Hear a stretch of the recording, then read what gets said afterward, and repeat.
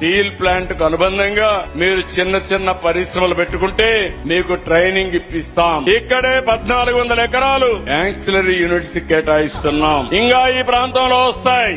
ఈ కడప ప్రాంతంలో ఎవరెవరికి ఉత్సాహం ఉంటే వాళ్ళు ముందుకు రావాలి. రైతులు ఎంఎస్ఎంఈలు పెట్టుకోవాలి, ఫుడ్ ప్రాసెస్ యూనిట్స్ పెట్టుకోవాలి, ఎఫ్పిఓలుగా తయారు కావాలి. దానికి కావలసిన రుణాలు ఇచ్చి వన్ ఫ్యామిలీ వన్ ఆంటర్ప్రెన్యూర్ కింద ముందుకు తీసుకుపోతాం.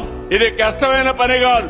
ఇటీవల నేను చూశాను, మా డాక్రా సంఘాలు 1,45,000 మంది ఎంఎస్సీలు పెట్టుకుని మైక్రో ఆంటర్ప్రైజ్ చేసి దేశానికి ఆదర్శంగా నిలబడ్డారు. ఈ సంవత్సరం 5 లక్షలు చేస్తున్నాం. కడప జిల్లా మీరు ఒకసారి చూస్తే 20.5 గిగావాట్ సోలార్ వస్తా ఉంది, విండ్ వస్తా ఉంది, పంపుడు స్టోరేజ్ ఉంది. ఇక్కడనే మీరు చూస్తే సోలార్ వచ్చింది, పక్కనే విండ్ మిల్స్ ఉన్నాయి, పక్కనే మన గండికోటలోనే పంపుడు స్టోరేజ్ వస్తా ఉంది. ఈ విషయాన్ని మీరు గుర్తుపెట్టుకోవాల్సిన అవసరం ఉంది. ఈ 3 కలిపి అవసరమైతే బ్యాటరీ కూడా పెట్టుకుంటే కడప జిల్లా గ్రీన్ ఎనర్జీకి హబ్ గా తయారవుతుంది.